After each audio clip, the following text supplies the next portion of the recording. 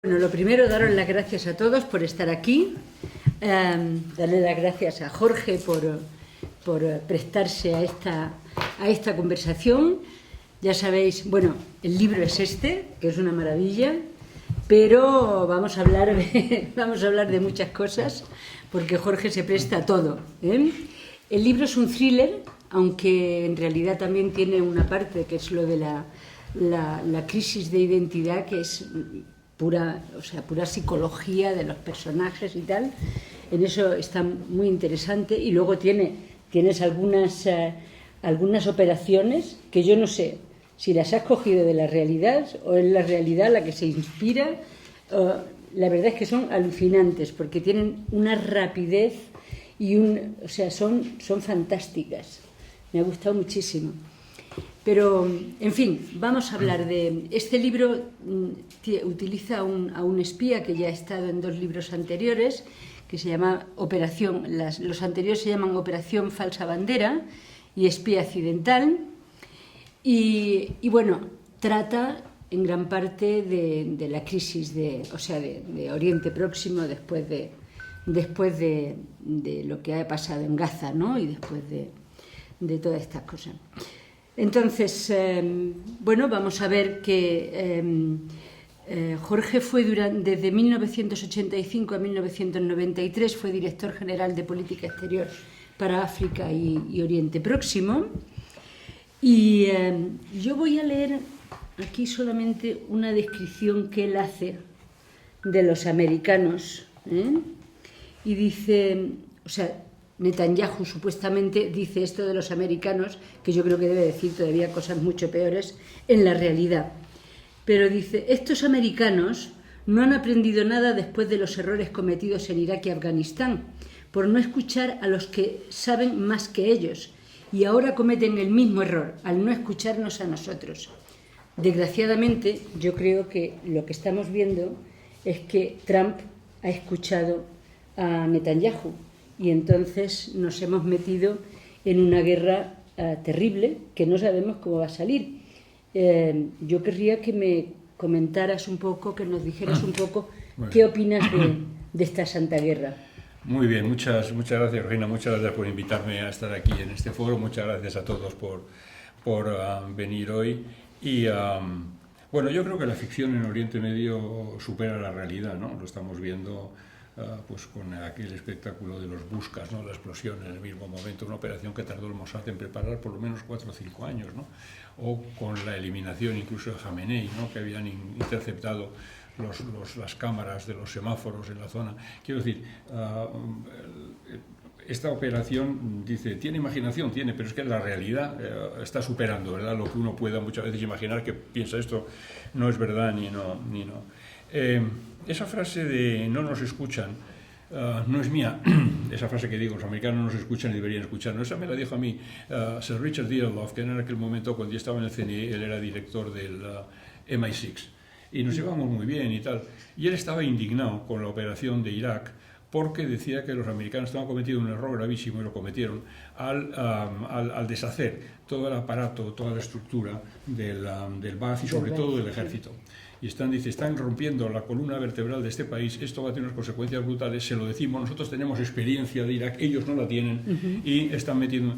Y yo cogí esa idea porque se me quedó, porque yo pensé que tenía mucha razón en aquel hombre, y lo repito, y efectivamente está pasando. En este caso yo creo ha sido Israel el que es the tail wagging the dog, que dicen los americanos, no es la cola que mueve al perro, no el perro que mueve la cola. Y efectivamente, esto yo creo que Netanyahu, que fue allí con Barnea, con el director del Mossad, fue a la Casa Blanca, le vendió una moto a Trump, le dijo, esto va a ser una operación fácil, va a ser una operación limpia, vamos a resolver este asunto en muy poco tiempo, acabaremos con el régimen, acabaremos con la amenaza nuclear y el pueblo se levantará y entonces, bueno, y esto va a ser una operación limpia, rápida. Él estaba, yo creo que crecido después de lo que había hecho en Venezuela y dijo, pues me apunto un tanto. Y se metió allí. Yo creo que no es que ya no haya adultos en la habitación, como decían que había en su primer mandato, es que en este momento hubo gente que se opuso. Vance se opuso, J.D. Vance, el vicepresidente, se opuso también el secretario de Estado, Rubio, pero no les hizo caso. Él pensó que sabía más y que se metía, y yo creo que aquí le vendió una moto que ha salido mal, ¿no? y que además muestra una cosa que es muy importante en este momento. Yo creo que los americanos también se están dando cuenta de esto, que es que los intereses de Israel y de Estados Unidos están divergiendo cada vez más, ¿no? Claro. Durante un tiempo, pues Israel era el peón de Estados Unidos en Oriente Medio. Estados Unidos quería 4 cosas en Oriente Medio, esencialmente, ¿no? Obtener petróleo en cantidad y calidad y precio aceptable, evitar que los rusos se metieran allí, evitar que les llegaran atentados terroristas y proteger a Israel. Bueno, Israel se protege solo, es verdad que con mucha ayuda política y diplomática y militar de Estados Unidos. Los rusos, después de lo que está pasando en Ucrania y del fiasco que han tenido como consecuencia de Ucrania también en Siria, han salido de Oriente Medio. Ataques terroristas en Estados Unidos de raíz islamista no hay desde hace un tiempo ya, y petróleo. Estados Unidos es excedentario y en consecuencia ya no necesita el petróleo de Oriente Medio. Lo que está deseando Estados Unidos es desenganchar de Oriente Medio y dedicarse a China, que es lo que tiene sentido. Ya lo quería hacer Obama, el pivote Asia, decía, no lo pudo hacer por Afganistán. Lo ha querido hacer Trump y no lo ha conseguido ahora porque sigue ahí embarrado en Oriente Medio con gran satisfacción de China y de Rusia en este momento, ¿no? Pero es que parece alucinante porque simplemente mirando un poquito hacia atrás, la misma moto que le ha vendido Netanyahu a Trump es la que le vendieron los americanos a Saddam Hussein cuando le dijeron que la revolución islámica no la quería ni Dios y que se metiera, que iba a ser el nuevo Saladino y que en 2 años había ganado la guerra en Irán, ¿no? Y esa guerra duró 9 años y 1 millón de muertos, y al final ni siquiera se movió la frontera en Chat el Arab, ¿no? Entonces...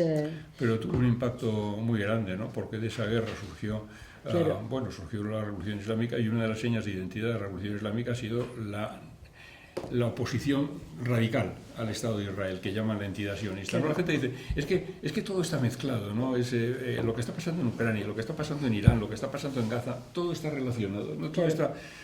la idea clave, yo creo que aquí, es que estamos en el final de una época geopolítica. Yo hace 2 años publiqué un libro que se llamaba, sobre Ucrania, que se llamaba El fin de una era, porque se veía, ¿no? que el invento no funcionaba más. Una era que empezó en el 45 y que nos ha dado con aquellas conferencias de San Francisco que hace las Naciones Unidas, o de Bretton Woods que hace el Fondo Monetario y el Banco Mundial, y eso ha durado 80 años. Y eso nos ha dado 80 años de paz, de seguridad.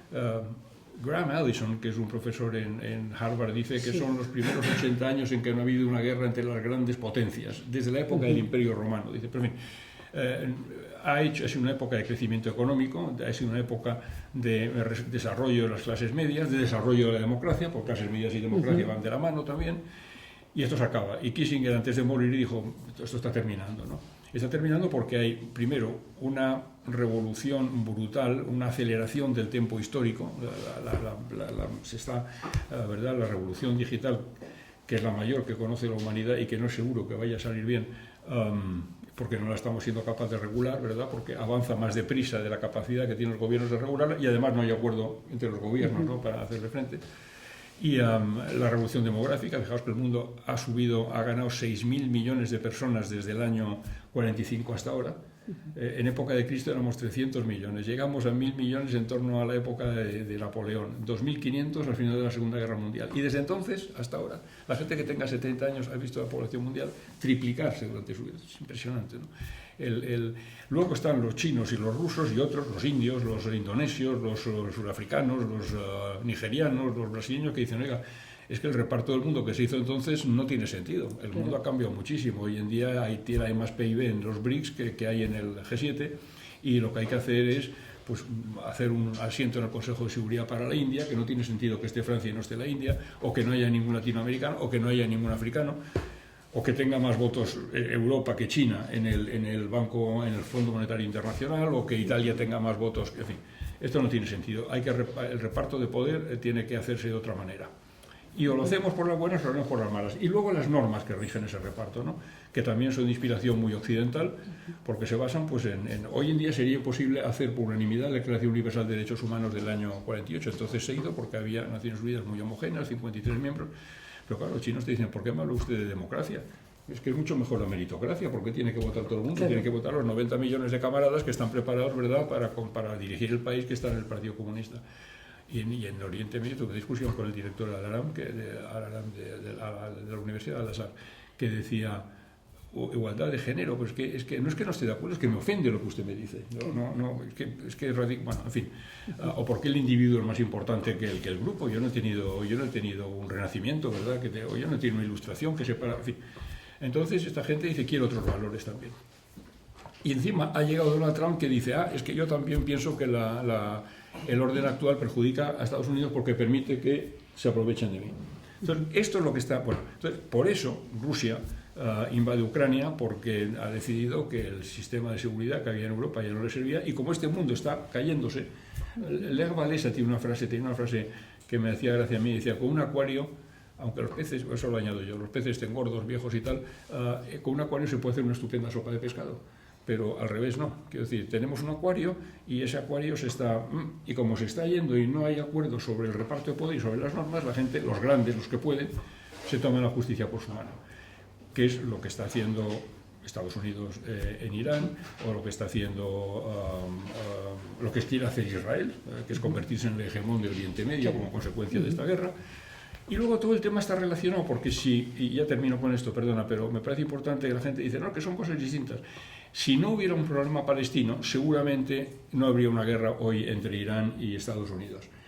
Porque una de las señas de identidad de la Revolución Islámica del 79, tú decías que, ¿verdad?, que le vendieron también la moto a Saddam Hussein, es el rechazo de la existencia de lo que llaman la entidad sionista. He estado muchas veces en Teherán, no lo conozco como tú, pero he estado muchas veces en Teherán. Y recuerdo que en el Hotel Azadi tenía delante de la puerta, aparte que el vestíbulo era una enorme bandera americana que había que pisotear convenientemente cada vez que entraba o salía, enfrente había un recortable, ¿verdad?, de madera grande, superior al tamaño natural, muy grande, con un soldado israelí con el casco con la estrella de David, con unas narices enormes, y decía, Israel must be destroyed. Bueno, y entonces, ¿y por qué? Bueno, porque entiende que ocupa tierra palestina ilegalmente y que entonces ese Estado, pues no. Entonces, y si no hubiera eso, no consideraría que la amenaza de Irán es existencial, y yo añado también estratégica. Existencial porque se opone a la existencia del Estado de Israel. Israel es como Murcia, y claro, tiene 11 premios Nobel, ¿verdad? Y el otro son 90 millones de habitantes. Pero es que además es un peligro estratégico, porque si efectivamente se hiciera con la bomba, que no se hará, acabaría con el monopolio que tiene Israel, ¿no? Con lo cual, pero entonces todo está relacionado. Si Irán no estaría débil si no hubiera caído Hezbollah, si no hubiera caído el régimen sirio, porque como los rusos estaban ocupados en Ucrania y al mismo tiempo, quiero decir, todo es sí. Pero todo está relacionado. Sí, precisamente Graham Allison, de quien has hablado, es el que tiene el libro sobre la famosa trampa de Tucídides, ¿no? En el que dice que cuando hay un poder establecido y hay otro que le reta, la única solución es la guerra, ¿no? Y ahí es lo que decías de que, bueno, Obama fue el primero que se dio cuenta de que China le estaba soplando detrás y que entonces que había que meterse por ahí para frenar a China, ¿no? Y todas estas guerras al final nos pueden llevar a la guerra de Taiwán, que esa es lo que está por el medio. Eso serían palabras mayores, ¿verdad? Sí, eso serían palabras mayores, pero en el fondo es el gran enemigo, ¿no? Taiwán, yo creo que Taiwán, no tengo muchas ideas, pero me gusta tenerlas claras. Fíjate, Taiwán tiene el tamaño de Cataluña, está separada por un estrecho que es, vamos a ver, tiene 200 kilómetros de ancho, más o menos, 190. 180, sí. El Pas de Calais, ¿no? La Mancha, tiene 35, me parece, en su lugar más estrecho, y impidió que fuera Felipe II, Napoleón, Hitler, y bueno, 200 kilómetros son muchos, ¿verdad? Luego tiene una orografía como Noruega, y luego tiene 23 millones de habitantes encima que no se fían un pelo de China, porque lo de un país y dos sistemas, ¿verdad? Ya.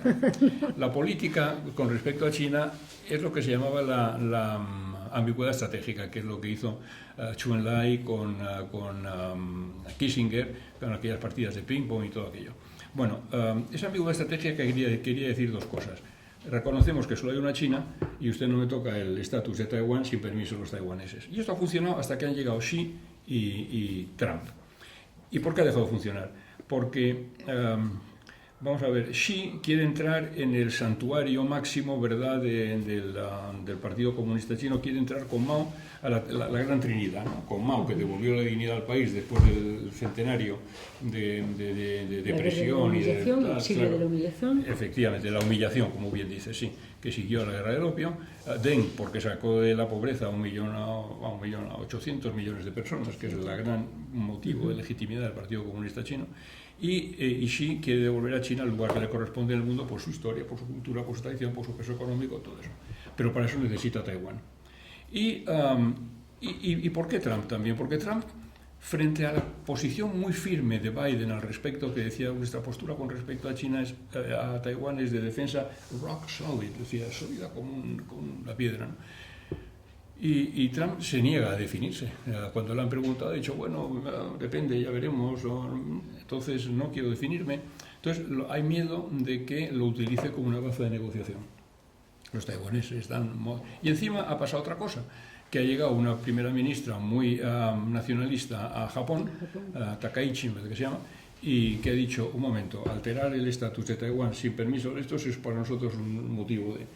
Taiwán tiene unos semiconductores que son los únicos en el mundo, los más avanzados, los más no sé qué, pero es que además dejar caer a Taiwán significa que los países de ASEAN, que ya tienen sus intereses cerca de China, económicos, pero que su corazoncito todavía está con Occidente, pues pueden decir, bueno, si no los defienden, pues ¿qué hacemos? Bueno, nos vamos ya con ¿verdad?, que es el hegemón regional. Con lo cual es muy importante. Ahora se van a ver la semana que viene, dentro de 10 días, se van a ver a Xi y se especula con que Xi le va a decir, hombre, no me fastidies con los barcos que salen de Irán. China está importando 5,6 millones de barriles diarios, el 80% de la producción de Irán, 5 millones en total, ¿no? Pero 80% de la producción de Irán produce 1,5 millones al día. Y dice, hombre, no me fastidies con esto. Es verdad que China está preparada y tiene reservas y tiene además mucho carbón y tiene mucho renovable, pero y puede que le diga también, lo he visto en algún sitio, que Chile podría decir, hombre, ¿por qué no empezamos a pensar en una reunificación pacífica y vemos la forma en que podemos colaborar para avanzar en este sentido? Porque yo tengo que hacerlo por las buenas o por las malas. Tengo un plazo que es el año 49, que es el aniversario de la Revolución de Mao, el centenario. Y más vale hacerlo por las buenas, ¿no? Entonces, el miedo que hay es que Trump, que es un hombre con poca cultura, con poca... en fin, habéis visto que ha puesto ahora su foto en los pasaportes, quiero decir, es una cosa tremenda esto, pero busca éxitos fáciles, busca pues que le venda una moto, como se la han vendido otros ya, y hablábamos antes de la moto, y entonces pues pueda entonces Taiwán es yo veo más nervios en los americanos que en los chinos. Los chinos are bidding for time, saben que no pueden enfrentarse a Estados Unidos, aunque están en un proceso de rearme muy rápido. China tenía 300 cabezas nucleares en el año 20, tiene 600 ya, va a tener 1000 en el año 30, va a tener 1500 y va a tener en el año 35. Y en el año 35 va a tener 15 portaaviones también. Y está en un proceso y no tiene prisa. Y los americanos los veo, pues no sé, más nerviosos, ¿no? La visita de Pelosi fue una provocación muy clara, pero aparte de eso, hay un libro que se llama de Stavridis. Stavridis fue comandante general de la OTAN, y es que se llama 2030, A Novel of the Next World War. Y ahí él especula con un pequeño incidente en el mar del sur de China que desemboca en una guerra mundial, ¿no? Y eso es lo que me decía a mí cuando yo estaba en Washington, me decía Florence Flournoy, entonces era la número 2 de defensa, el Departamento de Defensa, que ahora se llama de Guerra, pero era subsecretaria del Departamento de Defensa, me dijo, Jorge, lo que más miedo nos da de Taiwán es un misunderstanding, que de repente, pues eso, un avión que está provocando que pasa por ahí, pues que pase por donde no debe y que lo derriben, que haya un incidente entre dos barcos, que haya eso es lo que... Y el almirante Robinson, que es un señor que fue el comandante de la flota del Pacífico, en una intervención que tuvo en el año 22 o 23 en el Comité de Fuerzas Armadas del Senado de los Estados Unidos, dijo que él creía que una operación militar sobre Taiwán podía ser posible antes o en el año 27. Y el año 27 es precisamente el año que Xi ha impuesto a sus Fuerzas Armadas, está descabezando generales un día tras otro, pero para que estén preparados por una operación militar. Que Bueno, será es el más aniversario bien de la fundación del Ejército Popular de Liberación, mira, y entonces se especula con esas cosas. Eso no lo sabía pero vamos, no sé. Poco difícil lo veo. Bueno, de aquí al 27 es que es imposible, pero a no ser que los americanos evidentemente le digan a Taiwán que se declara independiente, y entonces se acabó la historia, ¿no? En fin, yo creo que China, como Irán, le dicen a los americanos eso de tú tienes el reloj y nosotros tenemos el tiempo, ¿no? Y esto es lo que estamos viendo en Irán, ¿no? Si volvemos un poco hacia Irán, hacia el Golfo, un poco hacia toda esta parte de tu libro también, que trabajas con ello. A mí me sorprende porque en realidad Irán no era un enemigo de Estados Unidos, y después de un montón de años de negociaciones y conseguir el acuerdo nuclear, llega Trump y se lo carga, y ahora se mete en una guerra a la que le ha metido Netanyahu, porque sí, o sea, Oriente Próximo ha estado siempre en llamas, pero ahora parece que este tío es un pirómano, ¿no? Lo es. Y entonces hombre, no sé a dónde nos va a llevar. Si él no hubiera denunciado unilateralmente lo que se llamó el Joint Comprehensive Plan of Action, que es el que hizo Obama, y lo tumbó. Hombre, es verdad que tenía defectos, que no trataba el tema de los misiles, que no trataba el tema de los proxies, estas cosas, es verdad. Que tenía tenía plazos, ¿verdad?, que terminaba en el año 30, pero hombre, es verdad que se hubiera podido intentar renegociar, había tiempo, hasta el año 30 hubiéramos podido. Trump se lo carga, y a partir de ahí es cuando Irán se siente libre y empieza a enriquecer uranio. Y empieza a enriquecer uranio por encima de los... porque estaba cumpliendo lo que le imponía. Sí, lo que le imponía el OIA. Entonces, claro, ahora lo que quiere Trump es, y ahora tienes 400 kilos que están desaparecidos por ahí, enriquecidos al 60%, y dices, hombre, si usted no quiere producir la bomba, y Jamenei lo dijo, además hizo una fatua diciendo que el Islam estaba en contra de las bombas atómicas, etc. Entonces, ¿para qué tiene usted uranio enriquecido al 60%? ¿No? Le basta con él. Pero la imposición, claro, ahora Trump, en el mejor de los casos, lo que puede volver y lo que necesita es un acuerdo nuclear que pueda presentar ante su opinión pública diciendo, bueno, he conseguido algo, que hemos acabado con el peligro nuclear de Irán, ¿no? Bueno, yo creo que si hablan de plazos y hablan de esto se puede. Lo que Irán no va a aceptar es que le prohíban enriquecer uranio. El TNP, el Tratado de Proliferación Nuclear, permite el 3,69, creo que es. Sí. Y entonces eso lo va a exigir y lo va a imponer. Y Trump lo que quiere es algo que sea mejor que este que decía yo, Joint Comprehensive Plan of Action. Pero claro, ese acuerdo se tardó 2 años como poco, por comisiones de expertos, y ahora quieren hacerlo unas horas por aficionados, como es este señor y el yerno, ¿no? Y el otro Whitcock, y claro, pues no, la cosa no sale, ¿no? Pero él necesita para Trump la victoria tiene que... Por eso, aunque Irán en este momento ha ofrecido un plan en 3 etapas que dice, primero hagamos un alto al fuego, luego hablamos de Hormuz y luego pasamos al nuclear. Trump dice, no, lo nuclear primero, y además lo nuclear tiene que ser que usted no abandone completamente Entonces, ahí están las cosas, ¿no? Y los dos están pensando que el otro se arrugará antes, y los dos tienen que presentar victoria. Hombre, para Irán lo tiene más fácil, ¿no? Irán, con decir que ha resistido el ataque de 2 potencias nucleares, pues ya puede sacar cabeza, ¿no? Claro. Si encima se queda con algo en Irán, en Hormuz, algún tipo de control, aunque sea con otros países del Golfo, de alguna fórmula que, bueno, ya puede decir que ha ganado, ¿no? Sobrevivir es ganar. El otro necesita llevar algo tangible y demostrarlo, decir, mire ustedes, estoy gastándome $1.000 millones diarios en esta guerra, que es una guerra de opción voluntaria, que no era importante, no estaban los intereses vitales de Estados Unidos en juego en esa guerra, ¿no? Claro. Pero, sin embargo, el que sí piensa que esa guerra es fundamental para sus intereses es Israel. Claro, es que porque Israel no solo ha hecho las barbaridades de Gaza, sino que encima está matando todo el santo día a palestinos en Cisjordania, se ha quedado con un trozo de Siria, se está quedando con Líbano, y además Netanyahu se permite el lujo de llevar el plano del Gran Israel a Naciones Unidas. Y el plano del Gran Israel va desde el Nilo hasta el Éufrates. Entonces, Algunos soldados llevan un parche con Sí, ese claro. Luego, por lo tanto, yo creo que o se frena a ese señor y a su camarilla, o desde luego Oriente Próximo va a estar todo el día Vamos a ardiendo, ver, ¿no? yo creo que va a haber oposición. Israel va a parecer a salir de esta guerra muy fortalecido, ¿no? La guerra tiene un 90% de apoyo entre la opinión pública de Israel, la de Irán me refiero. Sí. Nadie en Israel quiere un Estado palestino en este momento, porque no se fían de él, porque piensan que va a ser, sería pues crear, ¿verdad?, un núcleo de irredentismo que daría lugar a inseguridad sin ningún género de dudas.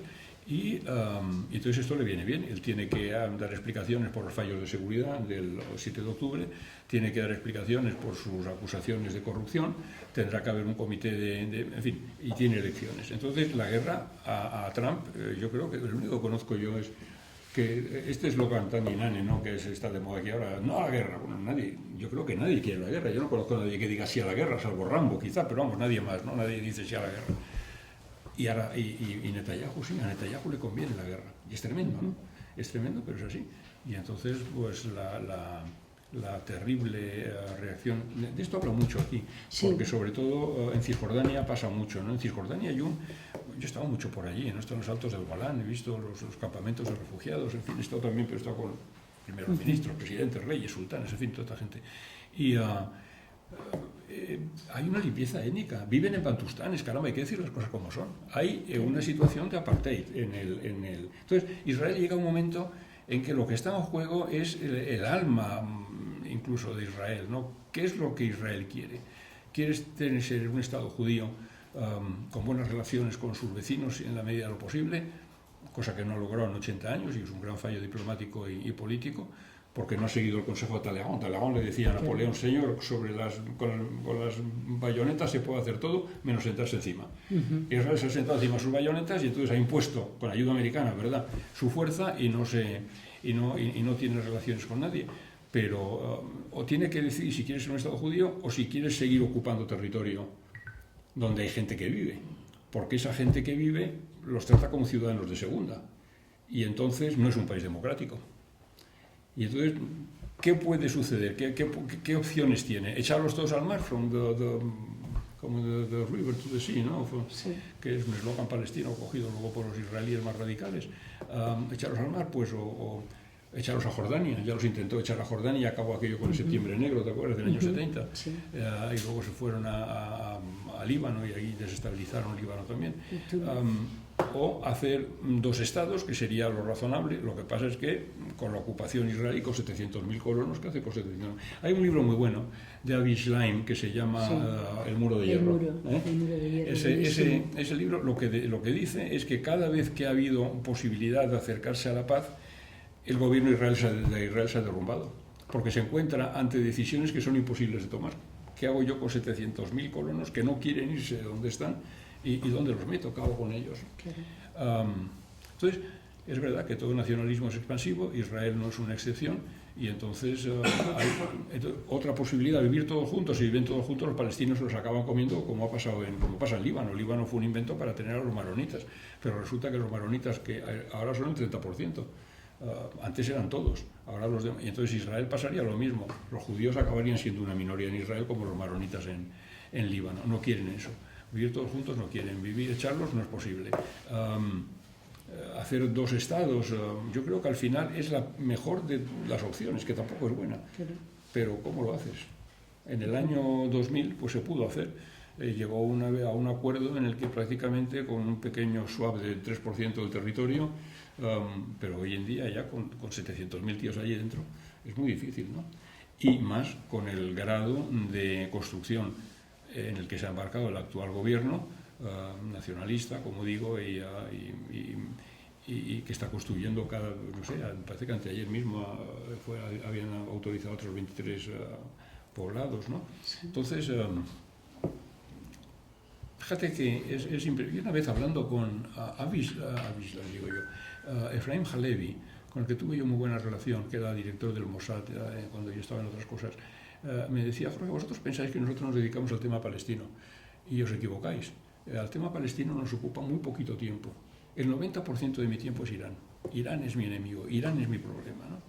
Fijaos que en las últimas 5 elecciones que ha habido en Israel, ahora habrá otra en noviembre, en las últimas 5 el tema palestino ni se ha planteado, no se ha hablado de él simplemente. En los últimos años ha habido, me parece que por lo menos dos seguro, no sé si 3 votaciones en la Knesset, donde la Knesset tiene 120 miembros, ¿no? 90 y tantos han votado en contra de que pueda haber un Estado palestino. Entonces, ¿qué opción les das a los palestinos? A mí me impresionaba mucho cuando iba a los campamentos de refugiados, que estaba algunas veces en ellos, ¿no? La mansedumbre fatalista, diría yo, con la que los viejos aceptaban pues su destino, ¿no? La creación del Estado de Israel nos ha quitado nuestros olivares, nos ha quitado nuestras tierras, hemos perdido todo, vivimos en un campamento de mierda, rodeados de polvo, ¿verdad? Pero me impresionaba, sobre todo, eso me impresionaba, pero lo que me impresionaba de verdad era el odio de la gente joven, que vivía entre casas sin enlucir, polvo en las calles, no había otra cosa, no había trabajo, no había posibilidad de estudiar, no había posibilidad de viajar, no había presente, no había futuro, no había nadie. Esa gente odiaba, pero odiaba con una furia y luego tú dices, ¿cómo es posible que los de Hamás cometieran las barbaridades que cometieron? Pues fueron asesinatos terribles, ¿no? Yo vi alguna vez un vídeo, bueno, te enseñan cosas espantosas a veces, ¿no?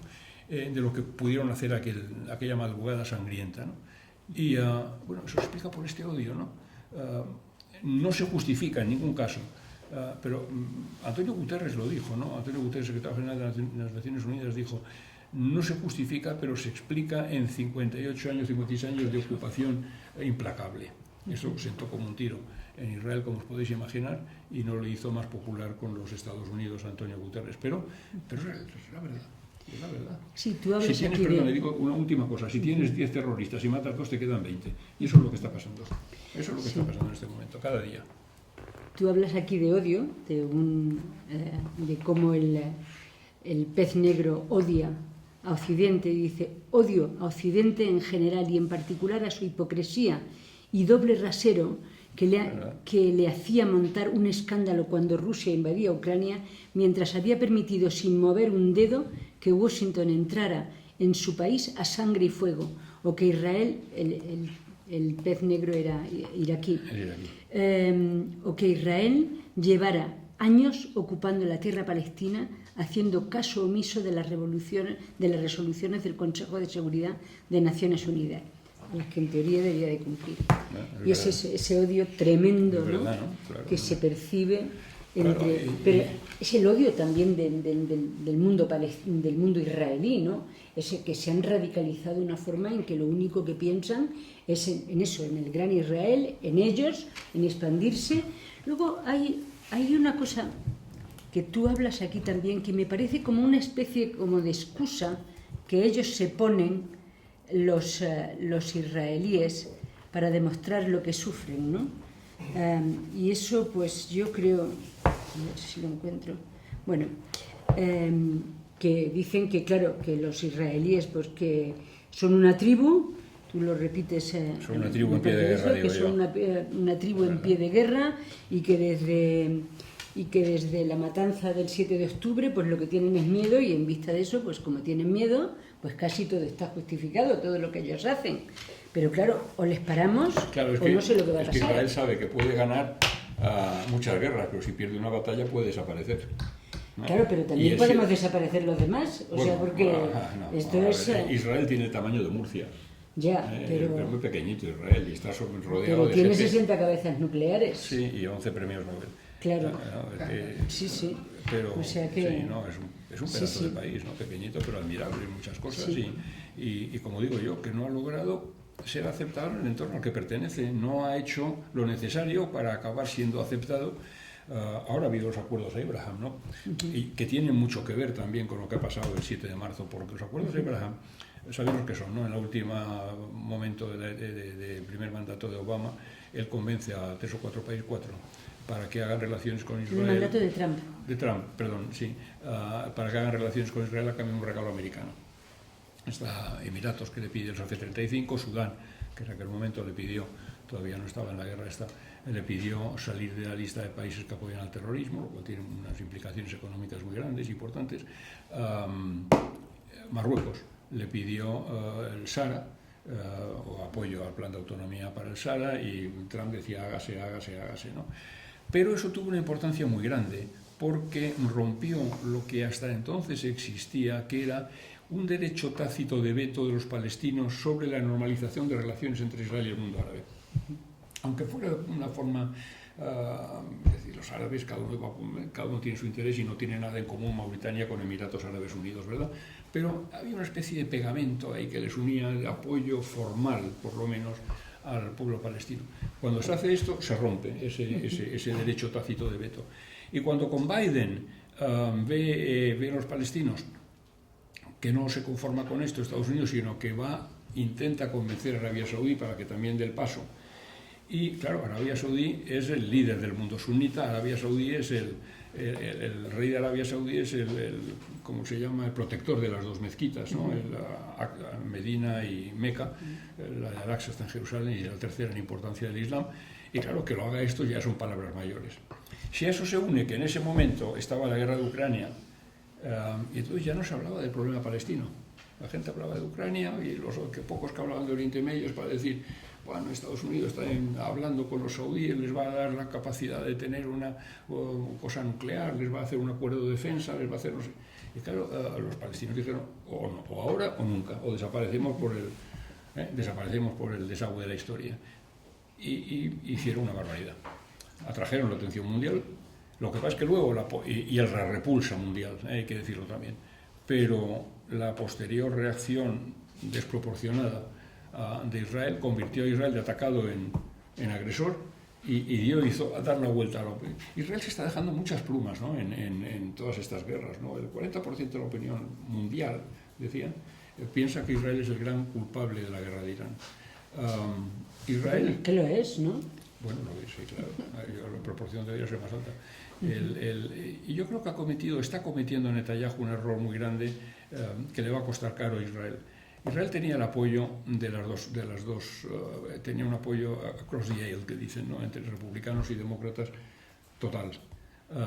Luego, poco a poco, con lo que ha ido haciendo estos años, ha ido perdiendo el apoyo de los demócratas y en este momento está perdiendo el apoyo de los republicanos. Convertir el apoyo en unipartisano y no bipartisano es un error gravísimo. Pero perder también el apoyo en este momento, como está perdiendo, la opinión pública americana, por vez primera en la historia, tiene mayoritariamente una idea mala de Israel, cosa que no había ocurrido nunca, ¿no? Porque en los evangelistas, por ejemplo, está metido en su ADN que hay que apoyar al Estado de Israel, ¿no? Es parte del... Y en este momento ya no. Y yo creo que eso es un error que va a tener consecuencias a largo plazo, ¿no? ¿Tú crees que la salida de Emiratos Árabes Unidos de la OPEP y esa alianza cada vez más firme entre Emiratos Árabes Unidos, Israel y Estados Unidos, parece que en detrimento de Arabia Saudí, que podría incluso virar hacia Irán? ¿Crees que eso es posible? ¿Que no es posible? Se está cumpliendo ya. Vamos a ver, yo creo que sí, ¿no? Los países del Golfo han sido los más dañados en su modelo de negocio, pero es que son muy vulnerables los países del Golfo. Fíjate que con un dron de 3.000 o 4.000 euros te puedes cargar un centro de datos que vale 100 millones. El seguro que pagan los centros de datos estos que tienen en Emiratos, por ejemplo, ha aumentado un 1.900% el precio del seguro desde el mes de febrero hasta ahora. Pero es que tienen desalinizadoras, no sé cómo se dice. Si las destruyen, se mueren directamente. Quiero decir, son países tremendamente vulnerables. Su modelo de negocio necesita paz, necesita estabilidad, necesita tranquilidad. Lo que ha hecho Israel y ahora Estados Unidos es desestabilizar eso y ponerlo. Entonces cada uno está buscando a ver cómo sale de Emiratos, que se lleva mal con Arabia Saudí y que tenía problemas desde la guerra de Yemen, serios, ¿no? Sí, ahora con Irán también, o sea, con Sudán también. Y con Sudán sí, también en este momento, efectivamente. Entonces, en este momento se ha quedado sin liquidez. Los fondos soberanos de estos países, claro, si no sacan petróleo, se quedan sin dinero. Y si se quedan sin dinero, pues no pueden invertir. En este momento está pidiendo ayuda a Estados Unidos financiera, ¿no? Y Estados Unidos se lo cobrará de alguna manera, ¿no? Yo creo que, bueno, aquí se va a producir un cambio de alianzas, se está produciendo ya, como digo yo, pero el que va a salir fuerte ahí es Israel. Y eso no lo va a permitir Turquía, no lo va a permitir al final Arabia Saudí, no lo va a permitir Irán. Es decir, que Israel sea la potencia regional, no lo van a permitir. por mucho que se apoye tecnológicamente ahí en Emiratos, ¿no? La reacción de Irán, que se ha dado cuenta de eso, también ha sido bombardear Fujairah, ayer me parece que fue, ¿no? Fujairah es el único puerto, el único emirato que da al Golfo ya de fuera, ¿no? Al Océano Índico, ¿no? Bueno, es una clara indicación de que, oye, por ahí tampoco vas a exportar, como te pongas tonto. ¿Tú crees que Irán, con este, digamos, este mando que tienen ahora, el mando mosaico que se llama, pueden resistir la guerra un año? Vamos a ver, no lo sé, porque yo creo que el cierre de Hormuz por Estados Unidos está haciendo mucho daño. Irán está sacando 1,5 millones de barriles al día de petróleo, pero no tiene dónde meterlos. Está agotando su capacidad de almacenamiento en tierra y en barcos también, que era la segunda opción. Si no, por lo visto, lo que saben de esto dice que si los pozos se paran o no se unan tal, pues se estropean, se llenan de agua, en fin, que puedes acabar con un desastre tremendo ahí, ¿no? Pero claro, no es que no exporte, es que no importa. No puede importar medicinas, no puede importar comida, no puede importar lo que necesita, recambios, lo que sea. Es decir, Irán se encuentra, ha sufrido, se calcula, daños por valor de 280.000 millones de dólares en el año, en mes y pico de guerra. Ha sufrido, se ha quedado sin armada, se ha quedado sin aviación. Sus cohetes pues andan disminuidos en esto. Tiene problemas de agua brutales que los tenía antes ya. Tiene problemas de electricidad grandes también. Tiene una inflación que ha subido al 50%, me parece que el último, el 56% creo que estaba. 1 millón de desempleados más desde que ha empezado la guerra, como consecuencia de, como no funciona Internet, la gente tampoco puede trabajar online, claro. Entonces la gente lo está pasando muy mal. La revuelta que ha habido ahora en el mes de enero, a diferencia de otras revueltas anteriores de estudiantes y de pues, las mujeres o no sé qué, esta vez es la gente del bazar. La gente del bazar fue la que se cargó al Shah. La gente del bazar es la que ha visto que en un año la inflación ha pasado en el mercado paralelo de 1 millón de reales por dólar a 1.450.000. De enero del año pasado a enero de este año. Y con esto yo no puedo funcionar, no puedo vender y comprar porque es que no me da, no me salen las cuentas. Entonces el bazar se subleva. Y eso es lo que se acalla a sangre y fuego, como se hace siempre, ¿no? Y es lo que dice Netanyahu, le dice, la gente está descontenta, aprovechemos este momento. Irán está débil porque ha perdido el apoyo de Hezbollah, porque ha perdido a Siria, porque ha perdido... Es el momento. Vamos a darle por todos lados. Y entonces el año pasado le hicimos ya dimos un buen repaso, pues ahora ya acabamos con ello, ¿no?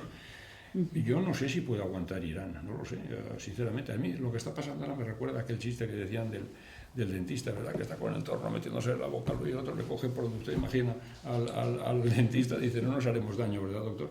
Bueno, pues aquí se hacen daño los dos, ¿no? Se hacen daño los dos, y ¿hasta cuándo pueden aguantar?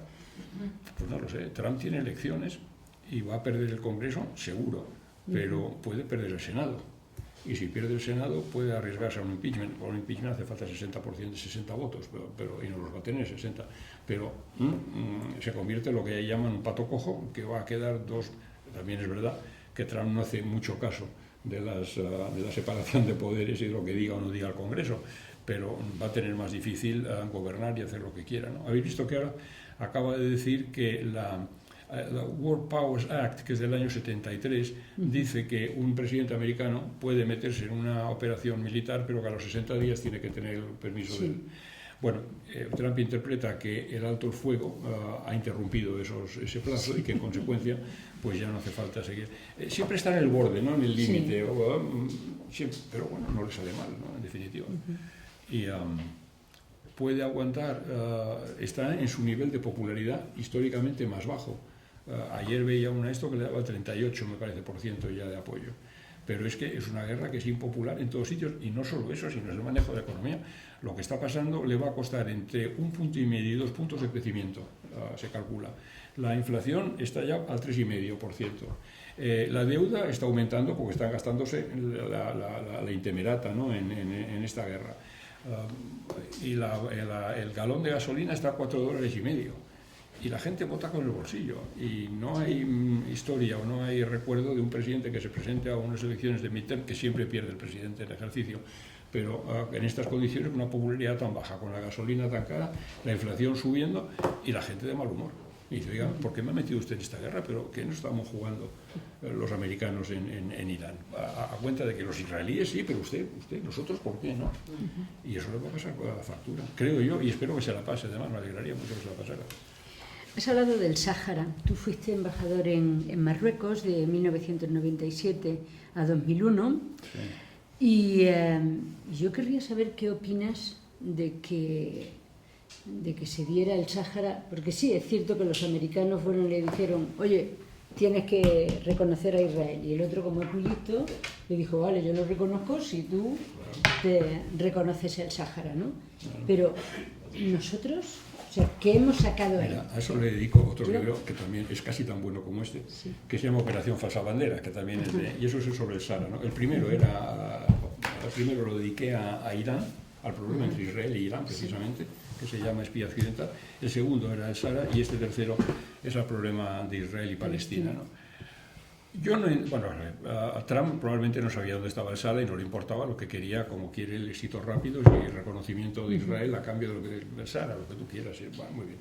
Es un plan del año 2007, el de autonomía. Con una autonomía en un régimen autoritario pues tiene límites, pero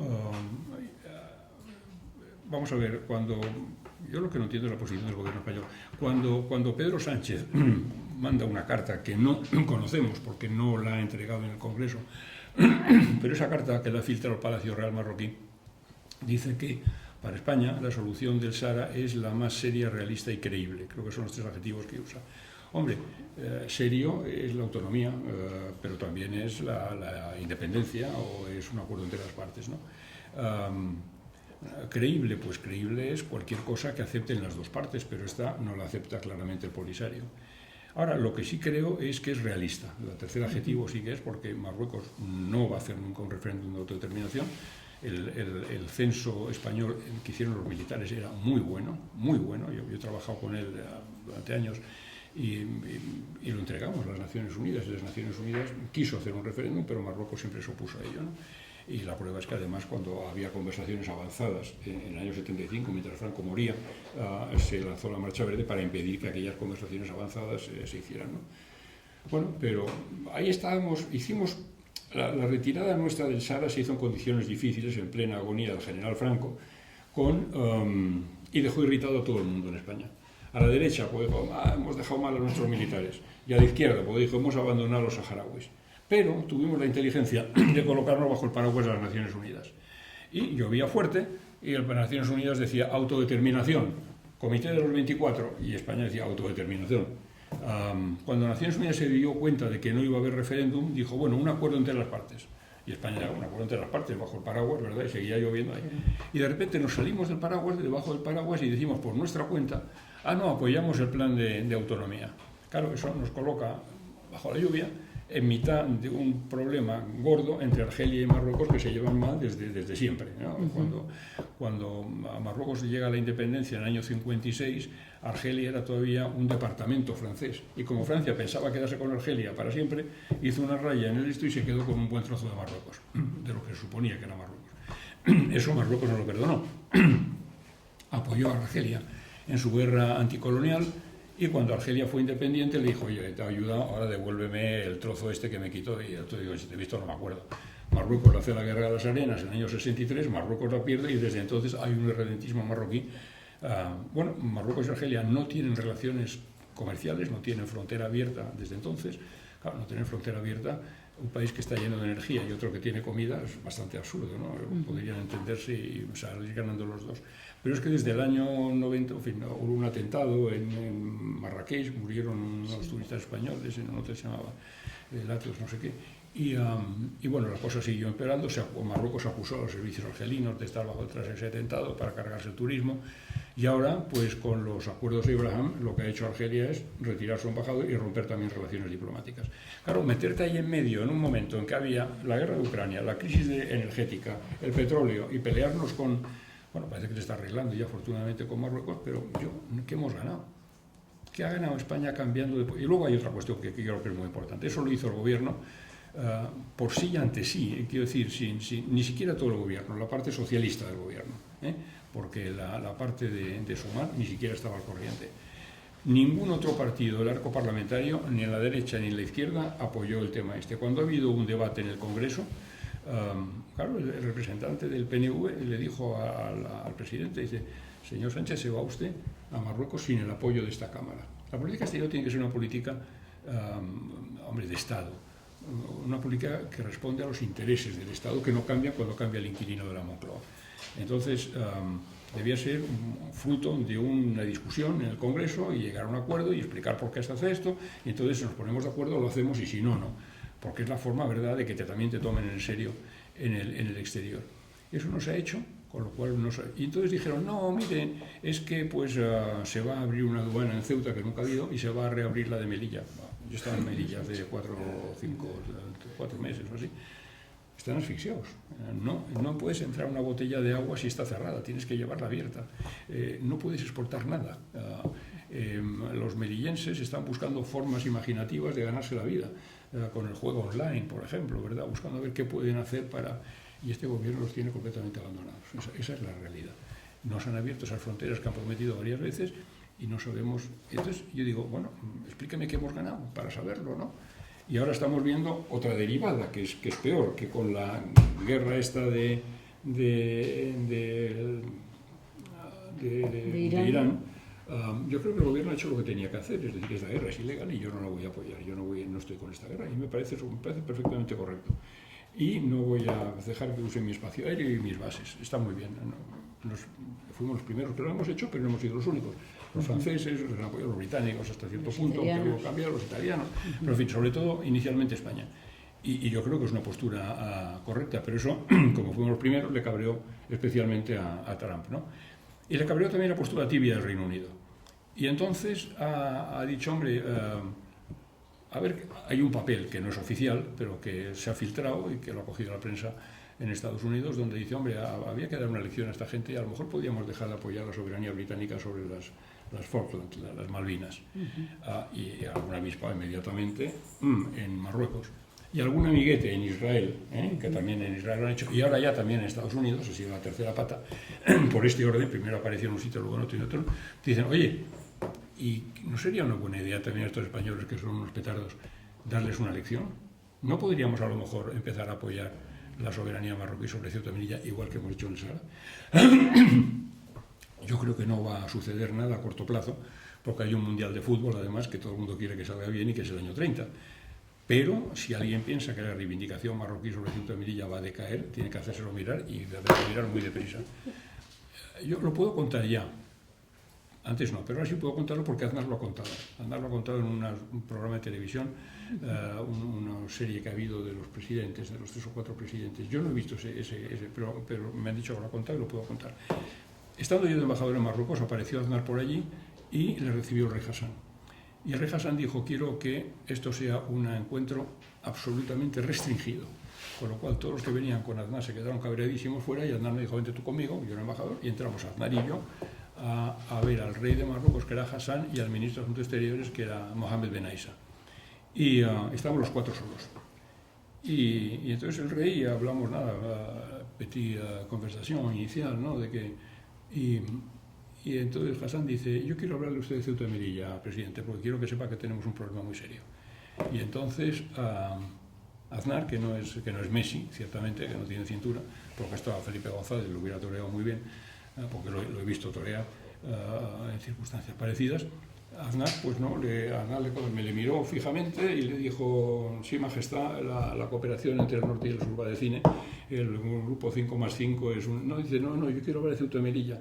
No, pero en este momento, pues, yo qué sé, salió, ¿verdad?, con la política y la buena relación que teníamos y la Europa, yo qué sé, no me acuerdo qué era. Y a la tercera vez que Hassan le dijo, y este volvió a contestarle algo que no tenía nada que ver con Ceuta y Melilla, Hassan un golpe así en la mesa, que salió por allí una cosa con toallitas que tenía. Los palacios marroquíes son preciosos por fuera y son de una hortera inimaginable por dentro.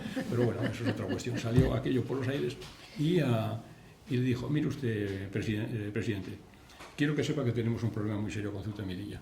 Yo no iré a la guerra con usted, porque sé que ustedes me ganan, pero quiero que sepa que este problema llegará un día en que tendremos que resolverlo.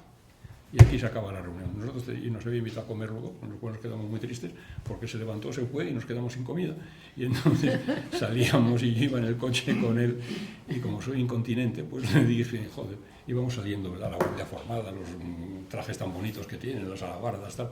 Y le digo, joder, qué reunión. Y me dice, las he tenido peores, y de esto ni una palabra a nadie. Bueno, él lo ha contado, así que lo puedo contar. La Ceuta de Melilla va a venir, y va a venir en el momento en que lo consideren oportuno, nos vean débiles, como aprovecharon la Marcha Verde. La ventaja que tiene el Vaticano y que tiene Marruecos es que no están constreñidos, ¿verdad?, por las legislaturas, no tienen que dar cuenta cada 4 años, que esperan y tienen tiempo y saben que juega a su favor y que el día que tú estés débil te van a dar. Y en este momento lo que están haciendo es asfixiar económicamente a Ceuta y Melilla, dejando que el tiempo pase para que las cosas se vayan pudriendo y la gente empieza a pensar, bueno, ¿pero qué estamos haciendo allí? Nos cuesta dinero, ¿para qué lo estamos manteniendo aquello? Y crear y luego será fácil aquí crear, en fin, con unos servicios de inteligencia un poquito bien preparados, pues discusiones, debates, gente que opina una cosa, gente que opina otra, y entonces desavenencias, en fin. Pero esto viene, y yo creo que lo que hay que hacer es ponerse las pilas, y yo no entiendo de verdad la pasividad del gobierno al respecto. El gobierno en el año 23, me parece, hizo un plan para Ceuta y Melilla que desde entonces está en un cajón. Habló de meterle en la Europa de las regiones, habló de meterle en el mercado interior, habló de... no se ha hecho absolutamente nada, y las ciudades, como digo, y he estado por ahí hace poco, Melilla es una ciudad espectacular, no hay una ciudad en toda África como Melilla. Cape Town es muy bonita, pero vamos, pero no tienes la seguridad que tienes paseando por las calles de Melilla, ni la limpieza que tienes en Melilla, ¿no? Lo que no quieren los marroquíes que viven allí, los marroquíes no, los españoles musulmanes que viven en Melilla, es vivir como se vive en Tetuán, que es exactamente lo mismo que le pasa a los gibraltareños. Lo que no quieren los gibraltareños es vivir como se vive en la línea, quieren vivir como se vive con $54.000 de renta per cápita, ¿verdad?, en Gibraltar. Cuando hablamos de Gibraltar español, no sé qué, déjese usted tonterías, desarrolle usted el campo de Gibraltar si quiere Gibraltar español, que la gente de allí le apetezca, si no.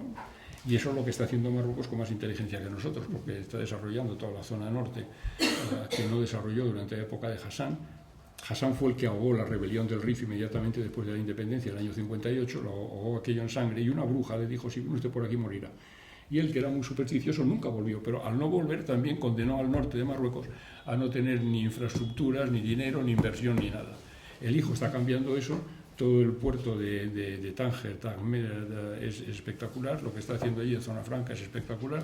En Nador quieren hacer otro puerto similar al lado de Melilla.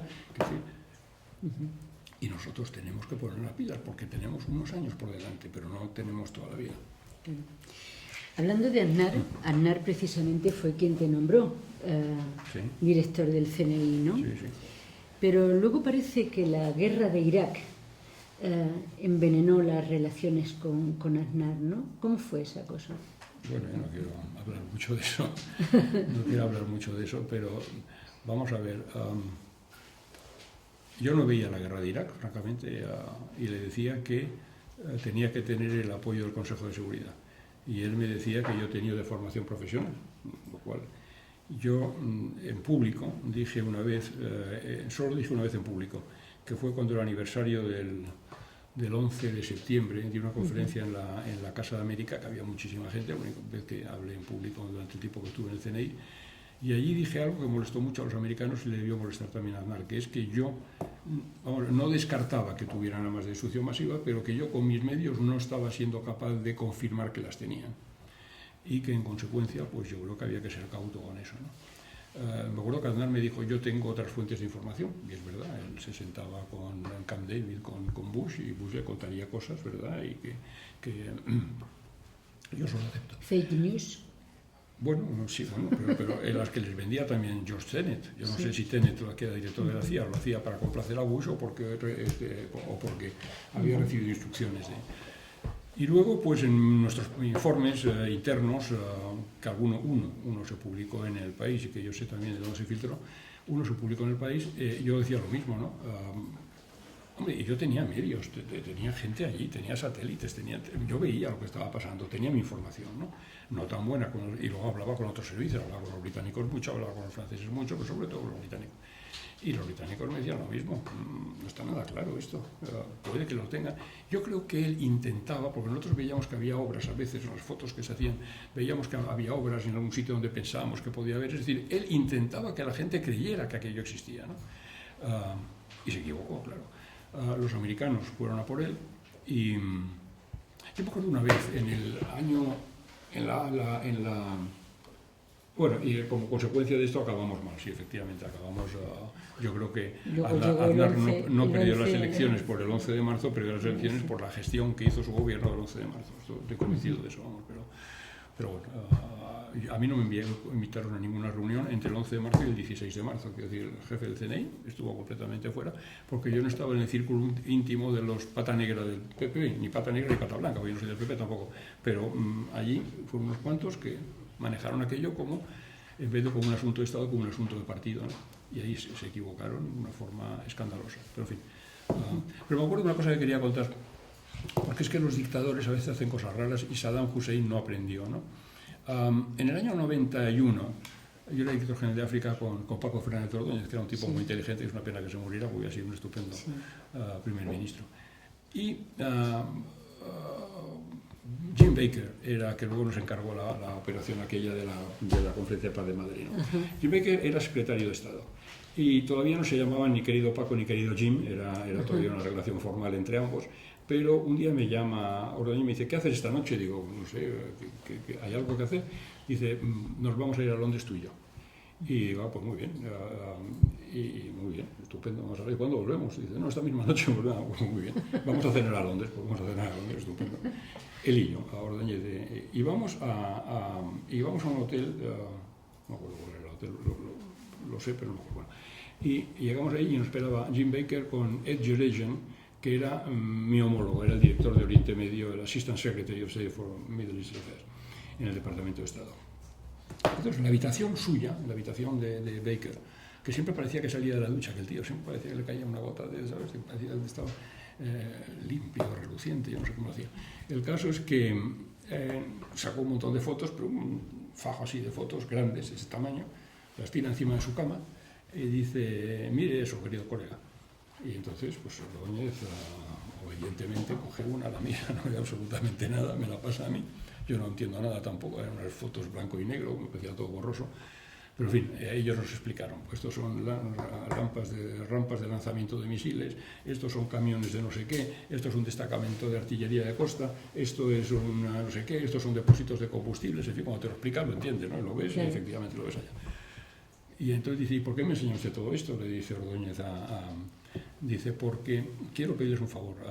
Hemos llegado a la conclusión de que ustedes tienen buena relación con los países árabes y que tienen credibilidad con ellos y queremos pedirles que vayan a explicarle a este señor que les vamos a dar por todos lados a menos que no se retiren de Kuwait. Fue cuando la invasión aquella para controlar, ¿verdad?, toda la salida del petróleo y todo. Y le vamos a dar por todos lados a menos que... Entonces, Ordóñez me mide y me dice, ¿tú qué opinas? Digo, hombre, a mí se me ocurre que quizá el más amigo puede ser el mauritano, que era Mauya, el comandante, ¿te acuerdas? El coronel aquel Mauya Talla. Sí. Y digo, sí, le conozco bastante, yo había ido por Mauritania, tenía relación con él, cuando iba por Mauritania tenía la amabilidad de recibirme. Bueno, el caso es que le dice, ¿qué le parece si hacemos la gestión con los mauritanos? Dice, con quien usted le parezca. Dijo, ¿pero me puedo llevar las fotos? Dice, no, las fotos se quedan aquí, pero avísele de que las ha visto, usted tiene credibilidad y que sabemos dónde está y que los vamos a machacar, en 24 horas. Total, que volvemos a Madrid, sin cenar, por cierto, de Londres. Bueno, el avión nos dieron estas cosas que te dan, ¿no? Un avión pequeñito de aquellos. Y al día siguiente me voy yo a Mauritania. Y me recibe, bueno, Mauritania cuando llego a Nouakchott, no necesito Nouakchott, grandes manifestaciones de apoyo a Irak contra la intervención extranjera, banderas, en fin, una cosa tremenda.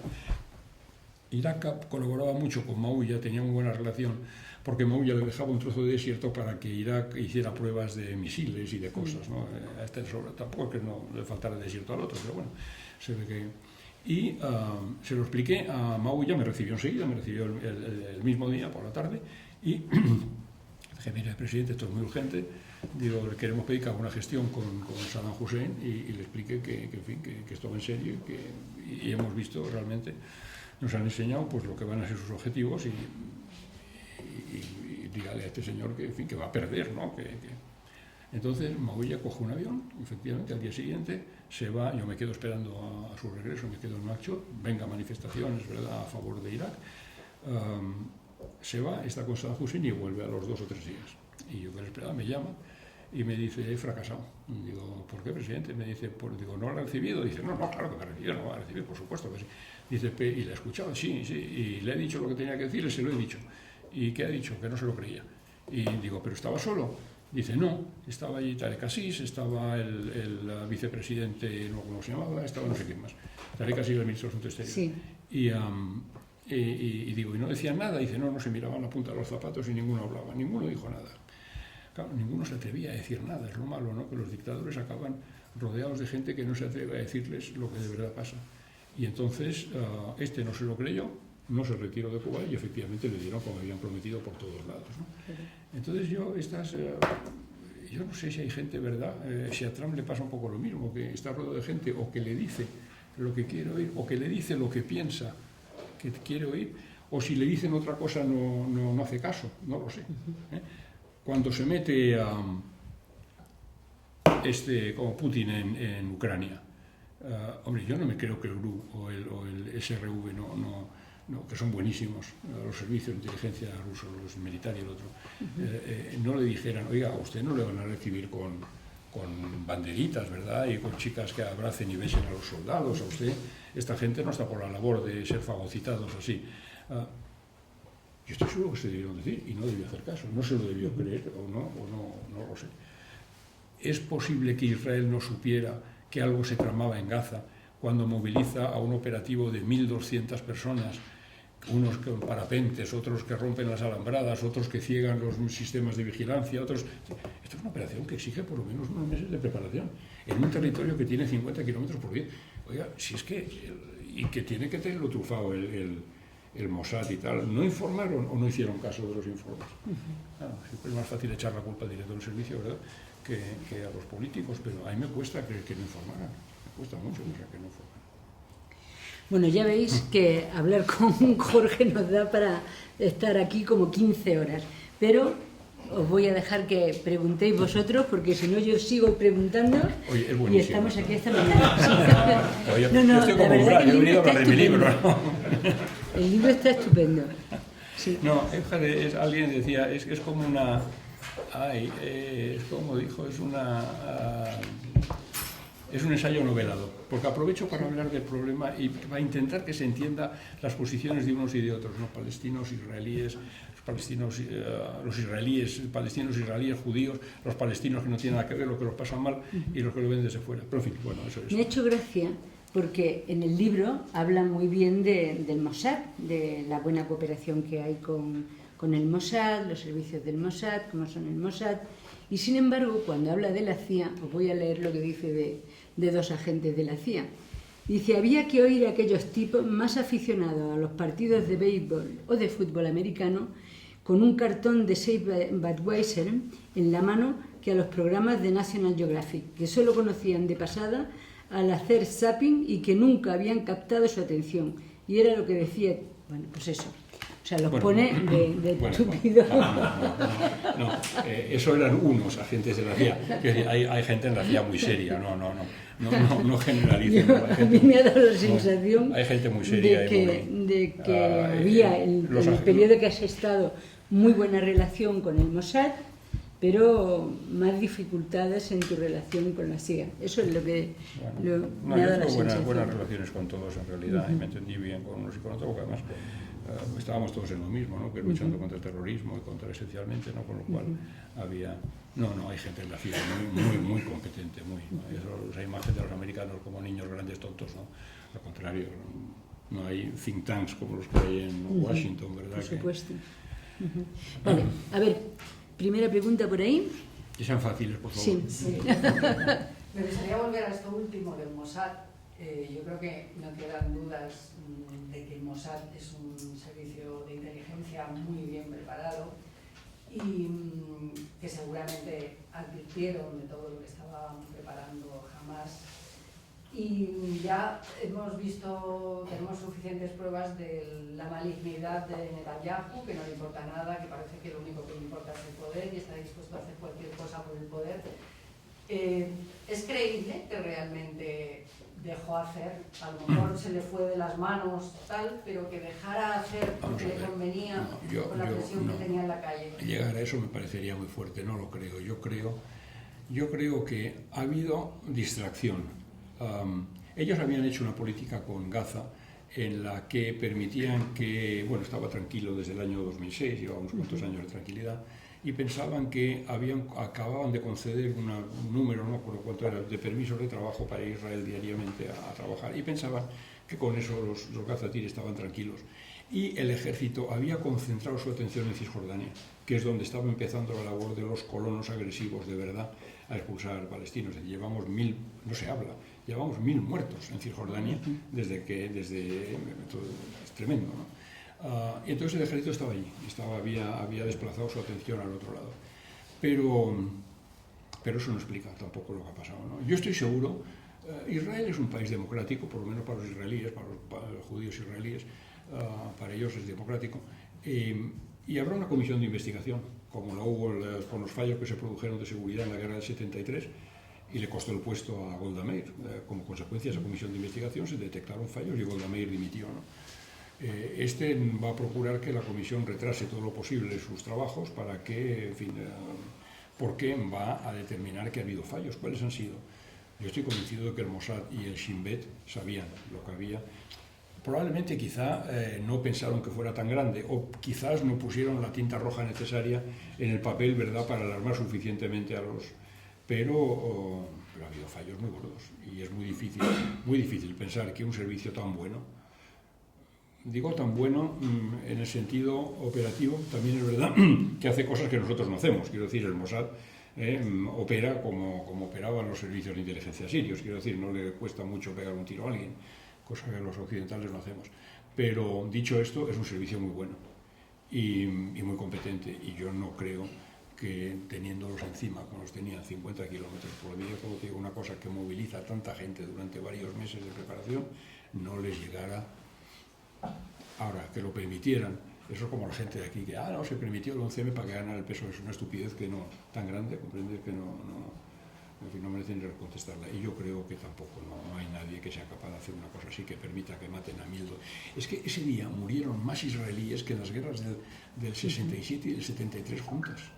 Y en esas guerras murieron militares. Y los que murieron en esta operación fueron civiles, casi todos. Ha sido un trauma brutal. Dice, no, es que en los Torres Gemelas murió más gente. Si las Torres Gemelas ocurrió en un país con 300 millones de habitantes, y otros son 10, y el de 300 millones está separado por 2 océanos que le dan seguridad. Y esto está, en cuanto metas un poco el coche te sales del país. Y claro, viven con los nervios de punta, ¿no? Fue un trauma nacional brutal lo que ocurrió el 7 de... Y el deseo de el verse vulnerables, el sentirse vulnerables, yo creo que les desató un ataque de pánico que contribuye a explicar la brutalidad de su reacción, absolutamente desmesurada, ¿no? Pero bueno, que parece que les ha gustado porque están repitiendo en este momento en el sur de Líbano, ¿no? Pues sí. Que tampoco parece que se hayan arrepentido mucho, ¿no? Claro. Y continúan en Cisjordania. A ver, por ahí teníamos otra. Y luego tú, Paco. Dos, coge lo que quieras. Una, el tema del derecho internacional y el futuro del derecho internacional, la posibilidad de una reforma de ONU o una alternativa a la ONU. Esto sería un núcleo. Y otro, pues el tema que siempre sale. Europa en todo esto, es que no has hablado siquiera ni de paso de Europa. ¿Qué puedo hacer? ¿Qué papel ha jugado Europa en el problema de Oriente Medio, en el actual problema de Irán? Es que no juega un papel porque no hay acuerdo. Porque ya el otro día me alegró mucho, por vez primera he oído hablar a Ursula von der Leyen decir hay que modificar la regla del consenso. Porque es que si no eres prisionero de un Orbán que te dice claro, que lo quiero, o de un alemán que te dice que yo tengo un complejo de culpa con Israel y que me niego a tomar ninguna decisión. O cambiamos eso y hay fórmulas. La gente dice, no se puede cambiar porque hay que modificar tratados. No, mire usted, hay fórmulas que se pueden utilizar sin necesidad de modificar tratados. La política exterior y la defensa también forman parte del segundo pilar de Schengen. El segundo pilar es intergubernamental. Y entonces hay que tomar decisiones por consenso. Lo que pasa es que eso, te digo, yo fui director político varios años en exteriores y cuando íbamos a Bruselas todas las semanas ya era una pesadilla poner de acuerdo a 15, porque había uno que era neutral, porque había, yo qué sé. Entonces acabamos en el mínimo común denominador y eso es muy frustrante. O acabas con una... Entonces, ¿cómo se puede hacer? Opting out. A mí esto que quiere usted hacer no me gusta o no estoy en condiciones, pero sigan ustedes adelante. No me opongo a lo que o coaliciones de voluntarios, o geometrías variables, o hay fórmulas que no hace falta modificar los tratados y que se podrían utilizar. Yo creo que eso es esencial. Yo no he hablado de Europa porque Europa no tenía absolutamente ningún papel. E incluso cuando ha habido alguna propuesta, como la española, por ejemplo, de cortar el acuerdo de asociación con Israel, pues no ha habido acuerdo ni siquiera para eso, ¿no? Entonces no ha habido nada. Y eso nos hace mucho daño. Antes tú hablabas de doble rasero. Al doble rasero, los países del tercer mundo te dicen la hoja de parra que ustedes occidentales utilizan para montar un pollo contra los rusos porque hacen una matanza en Bucha y sin embargo cuando los israelíes les hacen desaparecer medio Gaza no dicen ustedes nada. Y es verdad, es una utilización absolutamente sectaria. Y vamos al derecho internacional. Yo creo que empecé diciendo que todo esto forma parte del fin de una era geopolítica. Y acabaremos con este multilateralismo, iremos a una multipolarismo o un bipolarismo imperfecto con los dos grandes, China y tal, y luego la India, Europa, en fin, los otros, pero que va a tener unas características muy claras que ya se ven venir, ¿no? Primero, se ocurren a mí, no sé, a lo mejor, seguridad nacional absolutamente por encima de todo. Cuando Trump dice yo quiero Groenlandia, lo dice por la misma razón que Xi quiere el mar del sur de China o que Putin quiere Ucrania, por razones de seguridad nacional, o Canadá, por esto. Cuando dicen primero, seguridad nacional militaria. Segundo, el regreso del uso de la fuerza. Eso es otra característica de este momento. Fíjate, la fuerza, Grocio decía, la fuerza formaba parte de la geopolítica durante toda la historia. Era una forma, Grocio decía que era una forma no decía arreglar las diferencias, no, era de ejecutar el derecho. Cuando Estados Unidos invade México es porque México le debe un montón de dinero y no le paga. Y tú dices, bueno, te invado, me quedo con la mitad de México, ¿verdad? Y te perdono la deuda. Pero a Napoleón nadie consideró que Napoleón fuera un criminal de guerra. La idea no existía. Y fíjate que mató gente. Y ahí se fue con su sombrerito de emperador, con su jefe de cocina y con al exilio, pero como emperador, ¿no? Si no recuerdo mal, el primer intento que hace de prohibir la fuerza en las relaciones internacionales es el Brest-Litovsk. No es Brest-Litovsk, es un acuerdo del año 28, no me acuerdo cómo se llama. Y en ese acuerdo no impide la Segunda Guerra Mundial, pero la idea la recogen las Naciones Unidas. Brian Kellogg, eso es, sí señor, perfecto, por el año 28, ¿eso? 23. No señor. No, 28. 28, toma ya. Bien, ya lo ves. Eso es Brian Kellogg. Bueno, ahí lo recogen Naciones Unidas y Naciones Unidas dice el monopolio del uso de la fuerza lo tiene el Consejo de Seguridad, con la única excepción del artículo 51, que era lo que se le agarró a los israelíes, ¿verdad? Pero el artículo 51 no permite una respuesta tan desmesurada ni tal. Entonces, la fuerza vuelve, el uso de la fuerza vuelve y los grandes países van a seguir utilizándola porque creen que tienen derecho a ello, China, Rusia, Estados Unidos, porque son civilizaciones, están por encima de los demás. Las zonas de influencia, volvemos otra vez a la América para los americanos, las Américas para los americanos, Scramble for Africa, la conferencia de Berlín, ¿os acordáis de Yalta? Bueno, pues ahora todo el mundo quiere su zona de influencia. La doctrina Donroe, dicen que la llaman ya en Estados Unidos, ¿no? El Western Hemisphere, como dicen ellos, para nosotros. Y vamos a echar de aquí a los chinos también, y que no, los recursos naturales para nosotros. Los rusos lo mismo, los chinos. Y el desprecio por el derecho internacional, el regreso de hombres fuertes, en fin, podemos hablar de otra cosa, pero sobre todo estas. Y el desprecio por el derecho internacional. Trump lo ha dicho en público. Trump ha dicho, yo no me guío por el derecho internacional, yo me guío por mi conciencia. Lo que sea esa conciencia, ¿no? Pero entonces, pero no solo eso. Critica a los jueces del Tribunal Penal y del Tribunal Internacional de Justicia, por atreverse o por decir que ven indicios de genocidio en la demanda de Sudáfrica sobre lo que está pasando en Gaza. O del Tribunal Penal Internacional. A los jueces les penaliza, les pone, o a la comisionada, ¿verdad?, de Palestina en las Naciones Unidas, o está persiguiendo a esta gente. Ahora están tratando de que se modifique el Estatuto de Roma, que es el que hace funcionar al Tribunal Penal Internacional, para que no se pueda castigar a soldados americanos o de sus amigos israelíes. No es que se desprecie el derecho internacional, es que se lo margina intencionalmente. Lo que está haciendo Irán en este momento en el Estrecho de Hormuz va contra el derecho del mar, va contra la Convención de Montego Bay. Y si lo hace y se lo permiten, ya están los de Malaca diciendo, ojo, indonesios, aquí podríamos también cobrar un montón de dinero nosotros por esto. Y podríamos ponerlo con los marroquíes, nosotros por una hucha también a Gibraltar. Es una locura todo esto, no tiene sentido. Pero yo creo que el mundo al que vamos es de se desprecia el derecho internacional, es como la moral. La moral es una cosa de clases medias, los de muy arriba, los de muy abajo no le hacen caso. Y el derecho internacional es lo mismo. Por eso decía Kani, el primer ministro de Canadá, tenemos que unirnos los medianos para defender nuestros valores. Tiene mucha razón. Tenemos que unirnos porque es que si no vamos a un mundo de la ley de la selva. Y la ley de la selva, a mí que soy pequeño, mediano, no me conviene. Bueno, tengo dos preguntas por aquí. Una por aquí y tú también, Dolores. Aquí no tenéis un whisky, ¿verdad? Un wifi. No tenéis un wifi. Y enhorabuena por la amplia discusión, que podemos hablar horas y horas, ¿no? Vamos a ver, respecto a Israel, bueno, ya lo estudia muy bien Jaime Gold, ¿no? Es decir, Lobby Rebellion. Está clarísimo que mientras Estados Unidos sigan totalmente, intensamente ayudando a Israel y los musulmanes estén separados, sunitas y chiitas, no hay nada que hacer. O sea, es excelente. Además, resulta que el Estado actual de Israel, que es teocrático, se basa en Deuteronomio. Y contra el mandato de Cristo no puedes hacer nada. En la tierra que Yahvé tu Elohim te ha dado para que la poseas, eliminas todo el enemigo que se le ponga a ti. No lo olvides. Claro, es lo que están siguiendo. El genocidio de Gaza, que lo es, para ellos es normal.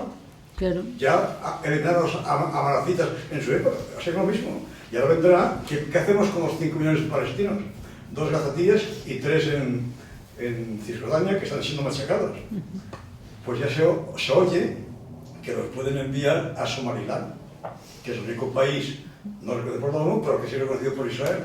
Si lo ven dado el Sinaí, ahí estarían. Respecto a... Se habló de mandar a los judíos también a Uganda en su día. Sí.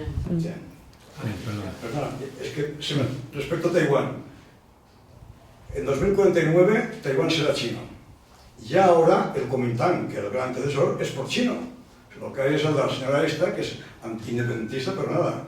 Cuando Taiwan Semiconductor Manufacturing haga la inversión en Arizona, 175 millones de euros, y los microchips ya están en América, ¿para qué querrá aquello Estados Unidos? Se me pregunta mucho, ¿no? Y finalmente, bueno, no acabo de entender por qué Rusia no ha ganado la guerra a USA-OTAN en Ucrania. No lo entiendo. Si lo hubiera ganado, parece que tenía Brezhnev y demás elementos tácticos para hacerlo. No los ha utilizado. No ha decapitado a Zelensky a su lugar y lo podía hacer, no se pudo hacerlo. Primero, no habría el problema que ahora tenemos con parte de la UE que quiere declarar la guerra a Rusia. Ya me dirás tú, para que quiere que Merz, Macron y Steinmeier declaran la guerra a Rusia. ¿Qué hemos perdido ahí nosotros? Nadie quiere declarar la guerra a Rusia. Si hubiera ganado, derrotado, ya estaría. Y podría además actuar en África, donde está perdiendo terreno. Vamos a ver, mira, el problema de Israel y Palestina viene de lejos. Pero un minuto que voy a coger también esa pregunta porque es que ya no da tiempo, si no... A ver, Dolores, tú. Bueno, yo una cosa que quería preguntar, sacar un poco, porque no se comenta mucho cuando hay intervenciones, por si puedes dar alguna orientación de esto, porque yo le doy vueltas. Sacar un poco la guerra de Estados Unidos, Israel, Irán fuera del marco del Oriente Medio. Es que yo pienso en los contextos que no sé si tienen alguna trascendencia o algún punto de debilidad respecto a Estados Unidos. Es, por ejemplo, la presencia de Hezbollah en Venezuela y la presencia y la infiltración de Irán en el narcotráfico mexicano.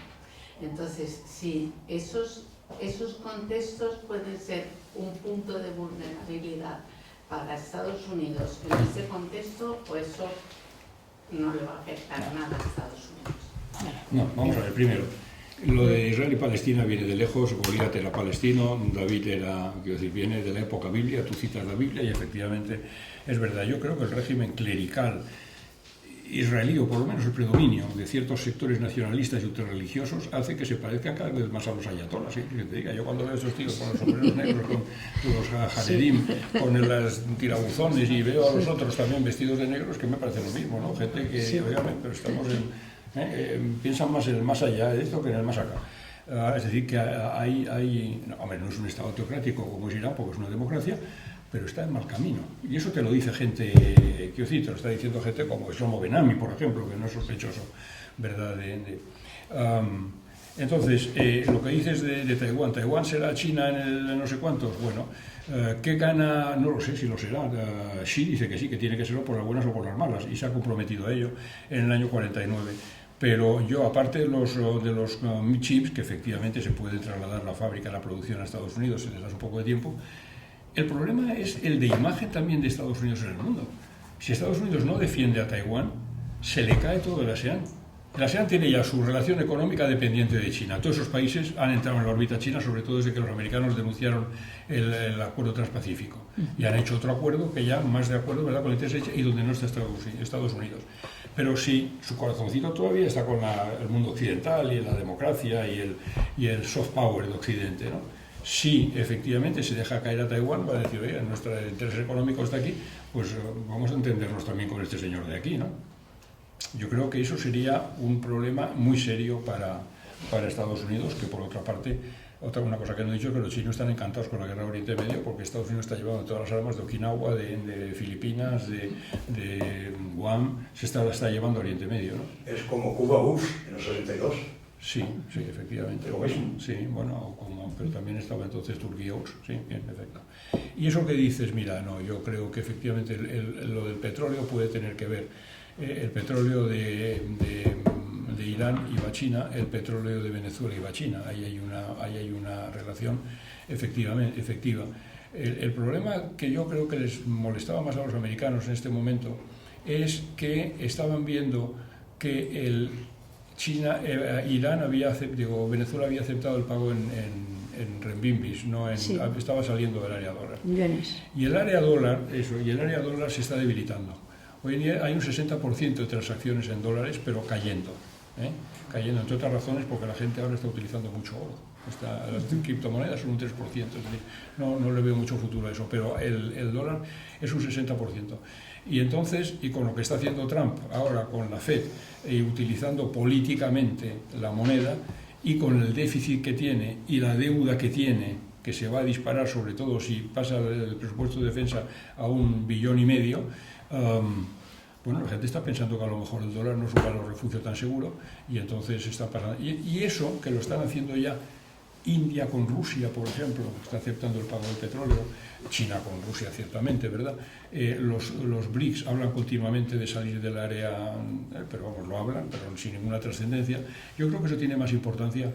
¿Que haya algún comando de Hezbollah en México? Bueno, muy bien, el problema del narco yo creo que es mucho más grande que el problema de que haya 3 o 4 de Hezbollah. Los hay también en las 3 fronteras, allá abajo, en la zona quizá más conflictiva de toda Sudamérica, ¿no? La frontera entre Paraguay y Brasil. Entonces, no, eso sinceramente no lo creo. Y lo de que dices que había Irán en el narcotráfico, ¿me has dicho o no? Sí. No, la presencia de Irán en Iberoamericano. No, la presencia de Irán en el de Venezuela y el de México, porque los ayatolas han dicho que van a instrumentalizar su presión sobre todo sobre eso. Una cosa es lo que dice, otra cosa es lo que tengan capacidad realmente. No creo que eso les quite el sueño. Yo creo que en este momento lo que sí puede pasar, y no me extrañaría que pasara, es algo en relación con Cuba. Sobre todo si esto se alarga, si esto se pone mal, a lo mejor Trump tiene un éxito rápido, de esos que le gustan a él, ¿no? Y le dicen que en Cuba a lo mejor podría, no lo sé. Yo creo que con una persona tan unpredictable, y él dice we have to be unpredictable, presume de eso, es muy difícil.